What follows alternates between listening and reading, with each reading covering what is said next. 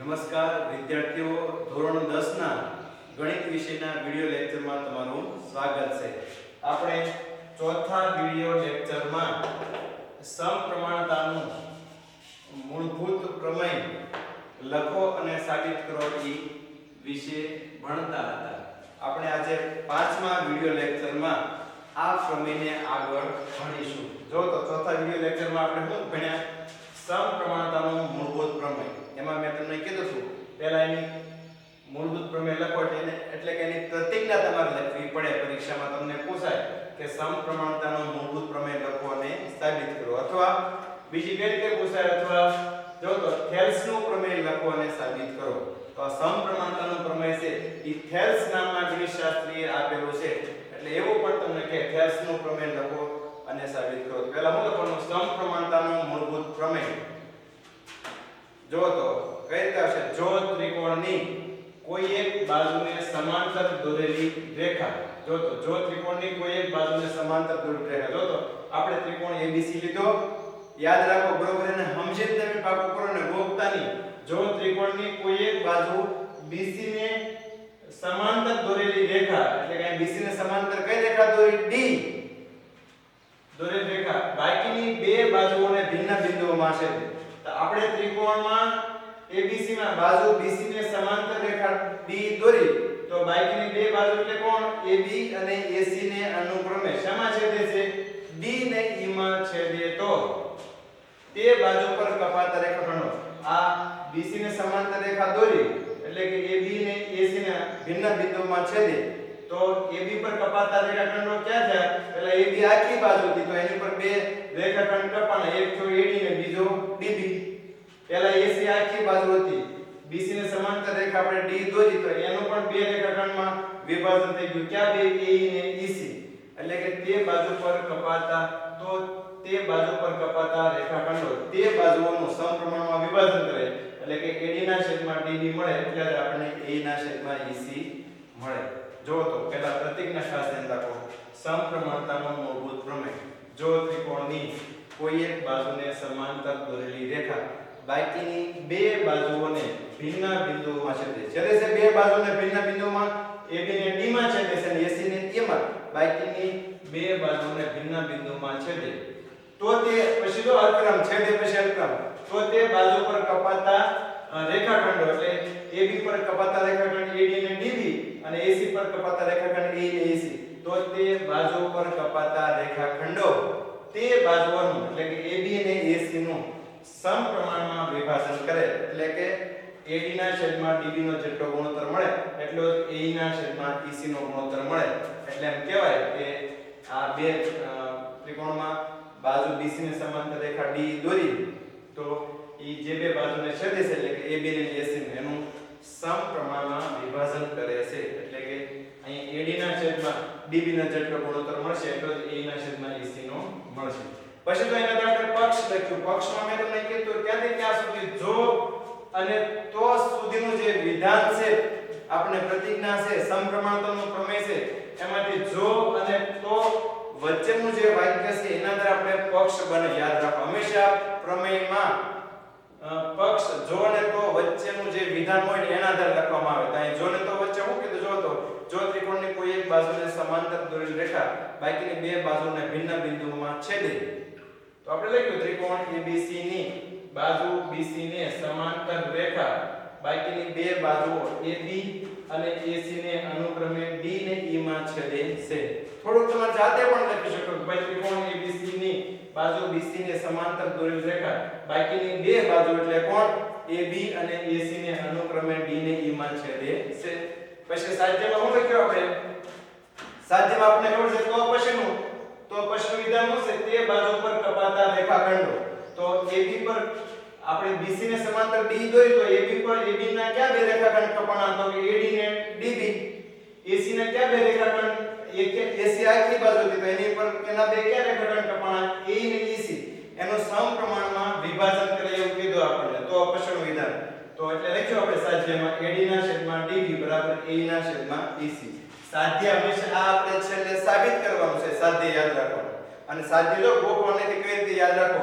AD ના છેદમાં DB બરાબર AE ના છેદમાં EC બરાબર છે. હવે આગળ લખો. સાધ્ય પછી આવશે સાબિતી.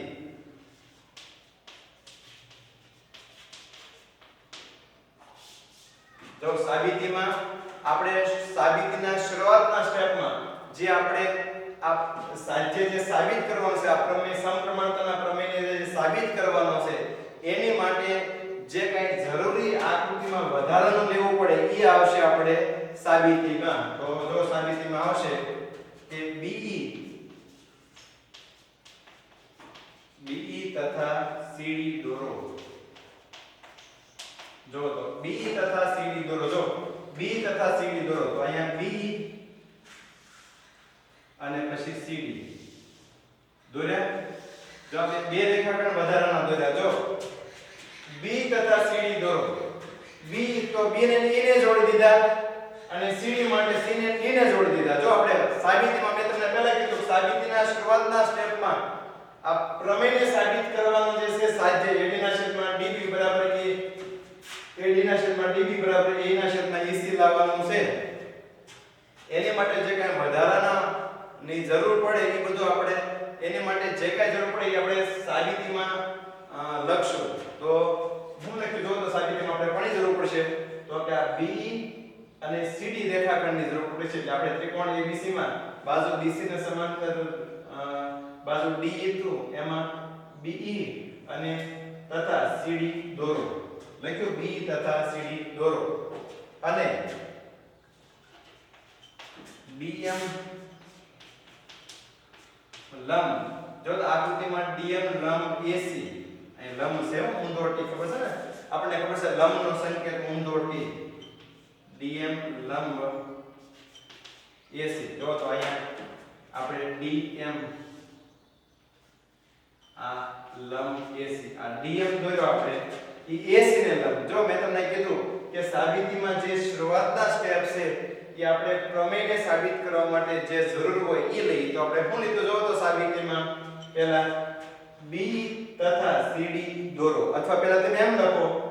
જો હું લખો CD તથા BE દોરો એમાં ક્રમને મહત્વ નથી. જો તો સાબિતીમાં પહેલા સ્ટેપમાં હું લખ્યું BE તથા CD દોરો અથવા પહેલા તમે એમ લખો CD તથા BE દોરો અને DM છે એ કોને લંબ AC ને લંબ. ઘણા તમે એમ કહો છે આ DM છે AE ને લંબ લખી તો આલે ખરું પણ આપણે આખી બાજુ લખવાની છે એટલે DM લંબ AE પણ આલે પણ આપણે આખી બાજુને લંબ લખવું છે. એટલે DM કોને લંબ છે આખી બાજુ AC ને. એ જ રીતે અહીંયા E માંથી એક લંબ રેખાખંડ દોરો EN લંબ AD પણ આલે પણ આપણે આખી બાજુ AB લખો અને EN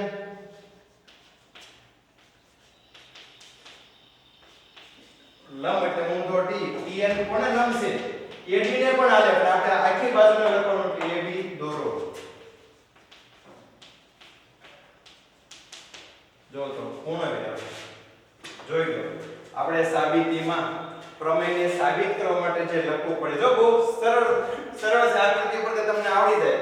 પહેલા ત્રિકોણ ABC માં બાજુ BC ને સમાંતર રેખા D આપણને આપેલી હતી બરાબર છે. પછી શું કર્યું આપણે સાબિતીમાં જો તો સાબિતીમાં શું કર્યું B તથા CD દોરો. જો લખ્યું આપણે સાબિતીમાં B તથા CD દોરો અને DM લંબ AC. જો લંબ છે 90 નો ખૂણો દોર્યો અને EN લંબ AB દોરો. બે વખત દોરાયો.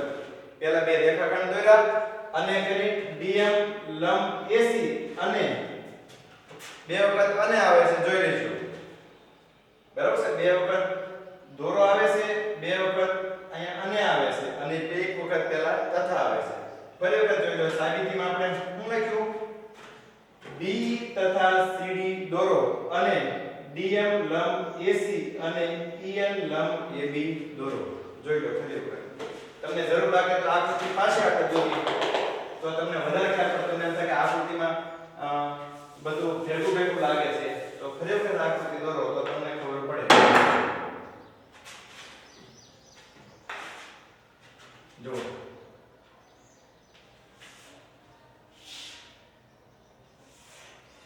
ત્રિકોણ ABC માં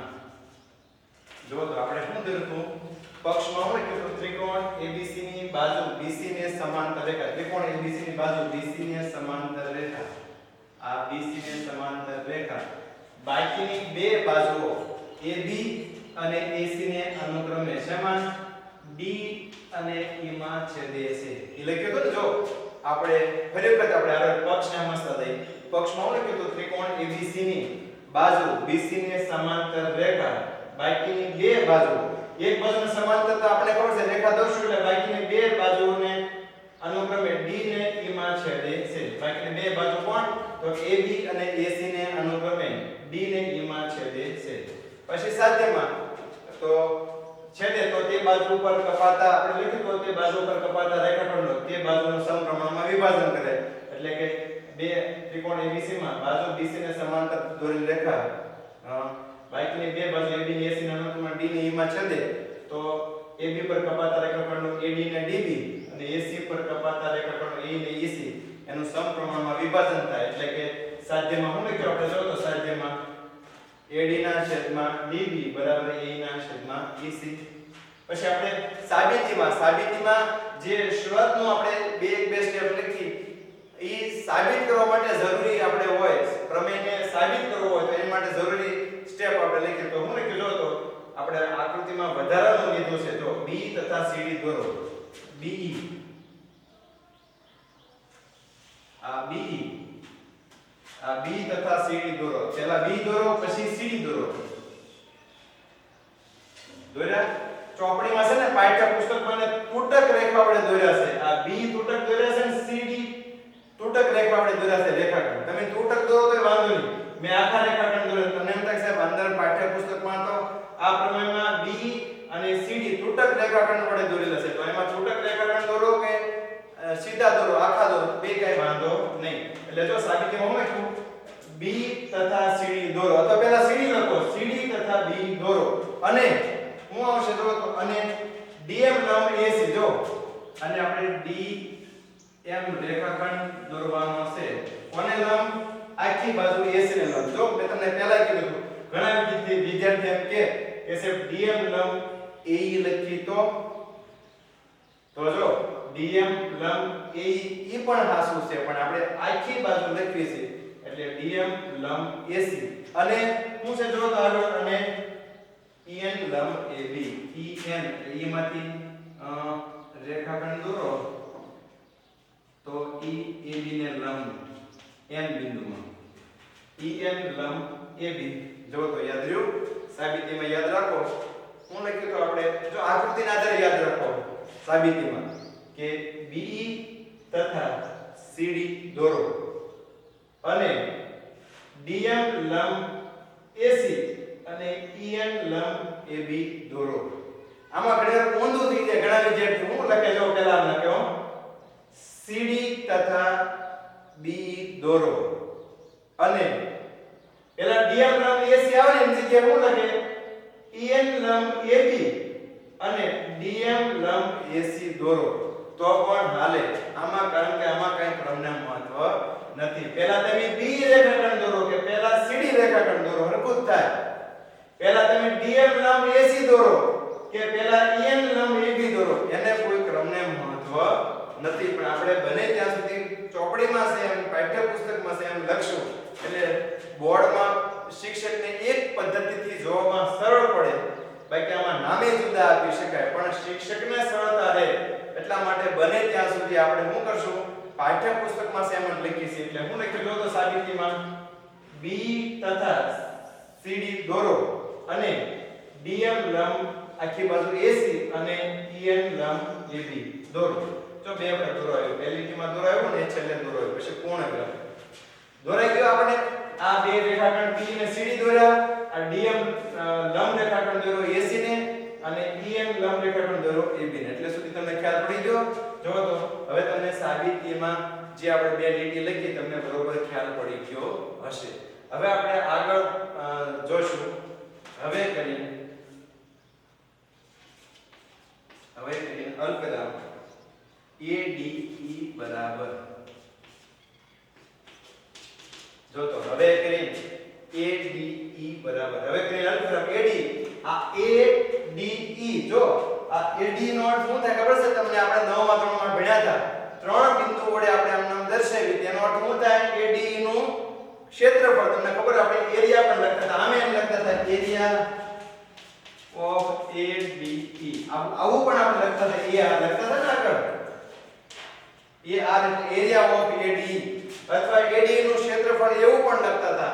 તો ત્યારે મેં તમને એમ પણ કીધું હતું ઘણી વખત આખું એરિયા ઓફ ADE નો લખે, ADE નું ક્ષેત્રફળ નો લખે, ખાલી ADE લખે તો તમારે શું સમજવાનું? ખાલી ADE લખે તો પણ એનું ક્ષેત્રફળ જ આપણે સમજવું પડે. હવે જો ADE નું ક્ષેત્રફળ યાદ રાખો. હવે અલ્પવિરામ ADE. હવે ADE નું આપણે ક્ષેત્રફળ લખવું હોય તો જો તો ADE નું આપણે ક્ષેત્રફળ લખવું હોય તો ADE માટે પાયો AD અને વેધ શું આવશે? EN. જો તો AD બરાબર ખબર છે ને AD નું ક્ષેત્રફળ બરાબર 1/3 કારણ કે ADE માં પાયો AD લઈને વેધ EN એનું સૂત્ર શું છે? AD ત્રિકોણનું ક્ષેત્રફળ બરાબર પાયો 1/3 ગુણ્યા પાયો AD એની પર દોરેલો વેધ EN 1/3 ગુણ્યા AD ગુણ્યા EN. જોઈ લો હવે કરીને અલ્પવિરામ બરાબર છે. હવે કરીને અલ્પવિરામ AD બરાબર 1/3 ગુણ્યા જો તો AD નું ક્ષેત્રફળ આપણે શોધવું તો 1/3 ગુણ્યા પાયો AD અને એની પર દોરેલો વેધ EN. એ જ રીતે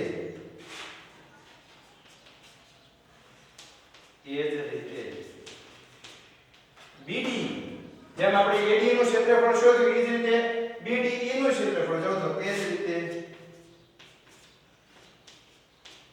BDE બરાબર 1/3 ગુણ્યા આપણે પહેલા ADE નું ક્ષેત્રફળ શોધ્યું એમાં પાયો AD અને વેધ લીધો EN છે. વેધ જો આપણે ખબર છે ત્રિકોણમાં જ્યારે વેધ આપેલો હોય ત્યારે એનું સૂત્ર છે તમને ખબર હોય 1/3 ગુણ્યા પાયો ગુણ્યા પાયા પર દોરેલો વેધ. તો અહીંયા ત્રિકોણ AD ના ક્ષેત્રફળમાં જો તમે AD પાયો લો અને એની પર વેધ દોરેલો EN છે તો 1/3 ગુણ્યા AD ગુણ્યા EN. હવે એ જ રીતે આપણે જેમ ADE નું ક્ષેત્રફળ લીધું એમ BDE નું ક્ષેત્રફળ લેવાનું છે. જો તો અહીંયા BDE નું ક્ષેત્રફળ એમાં 1/3 ગુણ્યા પાયો BD. જો આ BDE નું ક્ષેત્રફળ એમાં પાયો BD બરાબર ને જેમાં આમાં ADE માં પાયો AD લીધો તો એમાં BDE માં પાયો BD લીધો. તેમાં વેધ કોણ? ઘણા વિદ્યાર્થી કહે સાહેબ BDE માં વેધ આપેલો નથી. આ ત્રિકોણ ADE માં તો વેધ આપેલો તો EN તો BDE માં વેધ ક્યાં લેવા જવો? તો BDE માં જો આ BD કેવો ત્રિકોણ છે? આ ADE તો લઘુકોણ ત્રિકોણ હતો પણ જો આ BDE માં વેધ ઈ ગુરુકોણ ત્રિકોણ છે. જો BDE ગુરુકોણ ત્રિકોણ છે. જો અહીં 90 કરતા મોટો ખૂણો બને છે અને આપણે 9મા ધોરણમાં ભણ્યા હતા તમને યાદ હોય તો ગુરુકોણ ત્રિકોણમાં વેધ 12 ના ભાગમાં હોય. ત્યાં હોય વેધ 12 ના ભાગમાં એટલે જે અહીંયા BDE નો વેધ આપણે આ EN લેવો પડે. બરાબર છે કે જે ADE માં વેધ હતો ઈ જ BDE માં થશે કારણ કે આ BDE ગુરુકોણ ત્રિકોણ છે. અને યાદ રાખો વિદ્યાર્થી ગુરુકોણ ત્રિકોણમાં વેધ કોઈ દી અંદરના ભાગમાં આવે નહીં એમાં બહારના ભાગમાં એટલે એમાં EN વેધ લેવાનો એટલે કે જે આપણે ADE માં લીધો એ જ BDE માં લેવાનો એટલે EN લીધું. બરાબર છે. જોઈ લો ફરી વખત એટલે સુધી આપણે સાધ્યમાં પક્ષ ને સાધ્ય એ તો આપણે આકૃતિ ઉપરથી લીધા એ તો આપણે આની પહેલાના વિડિયો લેક્ચરમાં આપણે ભણ્યા. સાબિતીમાં જો ફરી વખત જોઈ લો સાબિતીથી હું લખ્યું સાબિતીમાં BE તથા CD દોરો અને DM લંબ AC અને EN લંબ AB દોરો. પછી હવે કરીને અલ્પવિરામ AD બરાબર એટલે એનો અર્થ શું થાય? AD નું ક્ષેત્રફળ. હવે કરીને અલ્પવિરામ AD બરાબર એનો અર્થ શું થાય? AD નું ક્ષેત્રફળ બરાબર 1/3 AD જો અહીંયા AD કેવો ત્રિકોણ છે? જો આ AD એટલો ત્રિકોણ છે AD. આવો કેવો ત્રિકોણ દેખાય છે આપણને? લઘુકોણ ત્રિકોણ દેખાય છે. તો એનું ક્ષેત્રફળ 1/3 ગુણ્યા AD પાયો અને એની પર દોરેલો વેધ EN બરાબર છે AD ગુણ્યા EN. એ જ રીતે BDE બરાબર 1/3 ગુણ્યા પાયો BD. તો તમને એમ થાય સર ADE માં તો વેધ EN હતો બરાબર છે. ઘણા વિદ્યાર્થી એમ કહે છે કે ADE માં વેધ EN છે ને વેધ DM છે પણ વેધ DM ની જરૂર આપણે હમણાં પછી લેશું. DM નો આપણે ઉપયોગ કરવાનો છે પણ પહેલા આપણે ADE નું ક્ષેત્રફળ આપણે પહેલા જે AD નું આપણે ક્ષેત્રફળ લખ્યું આ AD નું ક્ષેત્રફળ ઈ જો યાદ રાખો વિદ્યાર્થી પાયો AD અને વેધ EN માટે એ જ રીતે આ BDE નું ક્ષેત્રફળ તો એમાં પાયો BD અને વેધ ગુરુકોણ ત્રિકોણ છે BD તો એમાં અંદરના ભાગમાં નહીં આવે વેધ એમાં બહારના ભાગમાં વેધ તો EN વેધ એનો ગણાશે તો એમાં પણ વેધ EN તો BD નું ક્ષેત્રફળ પાયો BD અને વેધ EN માટે બરાબર છે જો તો આપણે આગળ એમાં લખી હવે પાછું AD નું ક્ષેત્રફળ આવશે ADE બરાબર જો તો ADE બરાબર એટલે શું થાય જો ADE પણ હવે પહેલા ADE આપણે પાયો AD અને વેધ EN માટે લીધો હવે AD નું ક્ષેત્રફળ માટે પાયો AE આવશે જો 1/2 ગુણ્યા AE પહેલા AD નું ક્ષેત્રફળ અહીંયા આવ્યું જો AD બરાબર 1/2 ગુણ્યા AD ગુણ્યા EN પાયો AD ને વેધ EN માટે તો હવે પાછું AD આવ્યું જો તમને એમ થાય છે અહીંયા AD આવ્યું પાછું AD આવ્યું પણ આ ત્રિકોણ AD છે ને લઘુકોણ ત્રિકોણ છે એના પર બે વેધ છે જો એક EN અને એક DM તો પહેલા EN વેધ અને AD પાયા માટે આપણે લીધું એનું ક્ષેત્રફળ હવે AD નું ક્ષેત્રફળ 1/2 ગુણ્યા AE એનો પાયો અને DM વેધ બરાબર છે તો પહેલામાં આપણે AD નું ક્ષેત્રફળ બરાબર 1/2 ગુણ્યા AD ગુણ્યા EM પછી BDE નું ક્ષેત્રફળ બરાબર એમાં DBE લખો તો હાલે EDB લખો તો હાલે EBD લખો તો હાલે એનું ક્ષેત્રફળ પાયો BD અને વેધ EN હવે આપણે ત્રિકોણ ADE નું ક્ષેત્રફળ E ની આવ્યું AD પહેલા આવ્યો તો E ની પાછો આવ્યો પણ પહેલા AD નું ક્ષેત્રફળ પાયો AD ને વેધ EN માટે તો હવે AD નું ક્ષેત્રફળ તે પણ પાયો કોણ અહીંયા AD પાયો તો અહીંયા બીજો વેધ છે DM એની માટે ક્ષેત્રફળ લઈશું તો DM જ્યારે વેધ લઈશું તો પાયો કોણ મળશે AE અને વેધ DM અને જેમ અહીંયા ADE ત્રિકોણ અને પછી BDE તો અહીંયા શું આવશે CDE અથવા DEC DEC અને DEC કયો અથવા CDE કયો તો યાદ કારણ કે પહેલા ત્રિકોણ ABE અને BDE બરાબર છે લીધા એનું ક્ષેત્રફળ પછી ADE નું ક્ષેત્રફળ 1/2 ગુણ્યા પાયો AE ગુણ્યા વેધ DM તો એ રીતે DCE અથવા શું કહો તમે DEC અથવા CDE આ ત્રિકોણનું ક્ષેત્રફળ જો આ ત્રિકોણ એમાં પાયો કોણ આવશે જો પહેલામાં પાયો AD પછી બીજા BDE માં પાયો BD એટલે આવ્યો ટૂંકમાં યાદ રાખો આની ઉપરથી યાદ રાખશો ઘણા વિદ્યાર્થીઓ આની ઉપરથી યાદ રાખે આ પહેલો ત્રિકોણ આવે ને એમાં પાયો AD બરાબર છે પછી નીચેનો BDE બીજો કયો ત્રિકોણ લેવો જેમાં પાયો DB હોય DB એટલે ક્યાં આ DBE પછી આ ત્રીજો ત્રિકોણ આવ્યો AD પાછો એમાં પાયો કોણ લેવાનો તો કે AE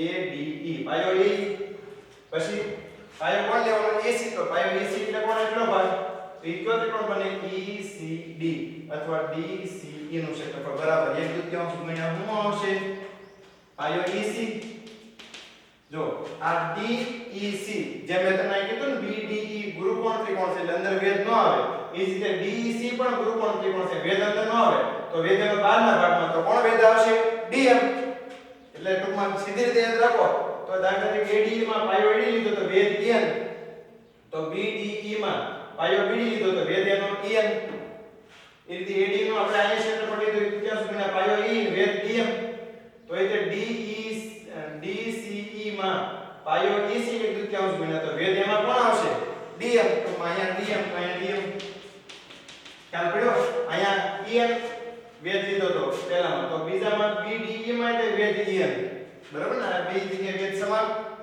અહીં બે જગ્યાએ વેધ સમાન લ્યો એટલે સુધી આપણે રાખી અને એક કામ કરો છે થોડુંક આગળ લઈએ તેથી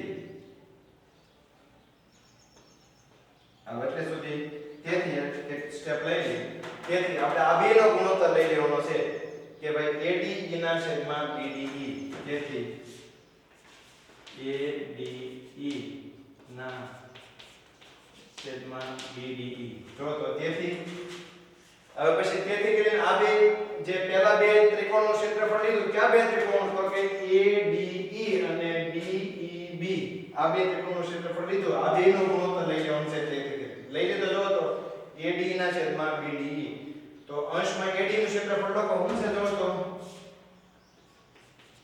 1/2 ગુણ્યા AD ગુણ્યા EN,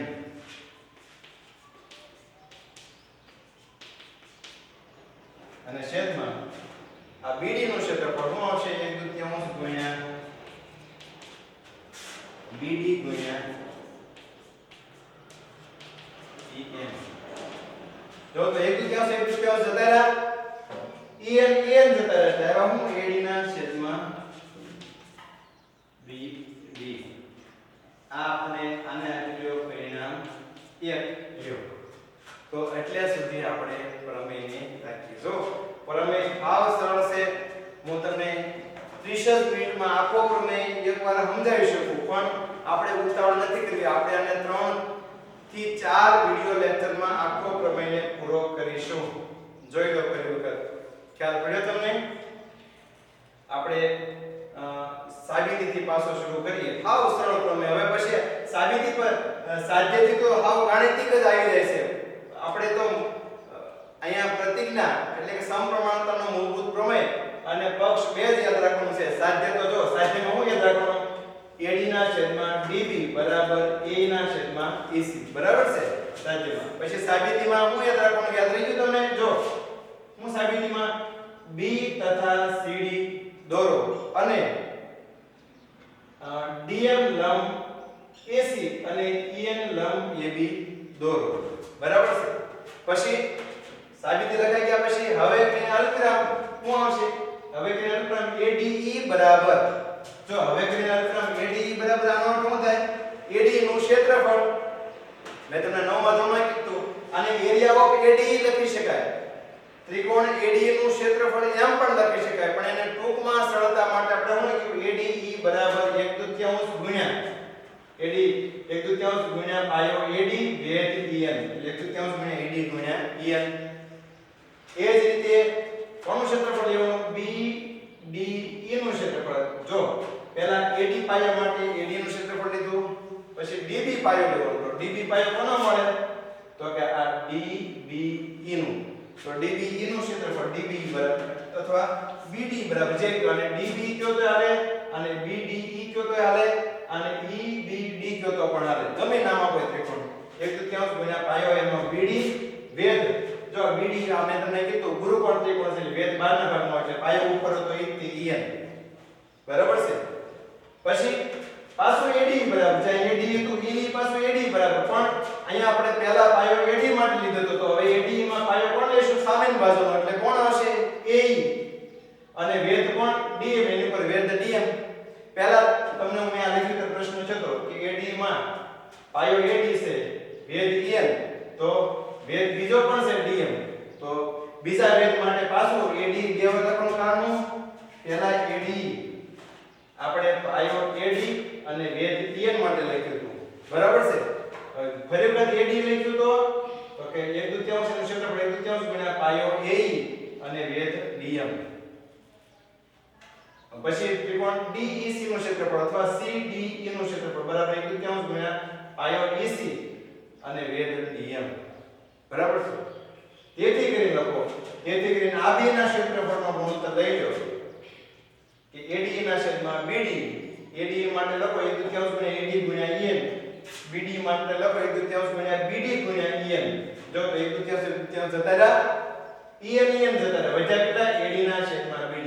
પરિણામ 1 જોઈ લો, આપણને AD ના છેદમાં BD જે સાબિત કરવાનું છે ને ડાબી બાજુ મળી જાય. જોજો યાદ રાખજો. પરિણામ 1 શું મળશે આપણને? પરિણામ 1 AD ના છેદમાં DB જે આપણે સાબિત કરવાનું છે સાધ્યની ડાબી બાજુ મળશે. પછી પરિણામ 2, જો પરિણામ 2 છે ને આપણે આ જમણી બાજુ મળશે A ના છેદમાં EC. કઈ રીતે પરિણામ 2 આવશે તમે વિચારી શકો છો? આપણે ADE અને BDE ના ક્ષેત્રફળનો ગુણોત્તર લીધો તો આપણે પરિણામ 1 મળી ગયું. તો મારે પરિણામ 2 જોતું છે. તમે આ રીતે વિચારો તો A ના છેદમાં EC લાવવું હોય પરિણામ 2 તો એ ક્યાંથી આવશે? કોનો ગુણોત્તર લેવો પડશે? તો વધ્યા બે ત્રિકોણ એના ક્ષેત્રફળનો ગુણોત્તર લઈ લેજો. આનો બેનો ગુણોત્તર લઈ લો આગળ. ADE ના છેદમાં DEC જો 1/2 જતા રહ્યા, dm dm જતા એટલે વધ્યા કોણ a ના છેદમાં ac આવ્યું a ના છેદમાં ac એ પરિણામ 2 મળી જાય પરિણામ 1 ને 2 પરથી કહી શકાય કે ad ના છેદમાં db બરાબર a ના છેદમાં ac લ્યો તો આ રીતે પ્રમેય આખો સાબિત થઈ જાય તો વિદ્યાર્થીઓ આજના વિડિયો લેક્ચરમાં એટલે કે 5મા વિડિયો લેક્ચરમાં મેં તમને આગળના વિડિયો લેક્ચરમાં જે સમપ્રમાણતાનું મૂળભૂત પ્રમેયની પ્રતિજ્ઞા એનું પક્ષ અને સાધ્ય ભણાવ્યું હતું આજના વિડિયો લેક્ચરમાં મેં તમને સાબિતી અને આગળના પરિણામ 1 સુધી આ તમને પ્રમેય ભણાવ્યું છે હવે હું તમને આની પછીના વિડિયો લેક્ચરમાં આ આપણે પ્રમેયને પૂરો કરીશું એટલે જો પ્રમેય બહુ સરળ છે તમે એકવાર બે વાર ત્રણ વાર જરૂર પડે તો લખશો કારણ કે આને તમે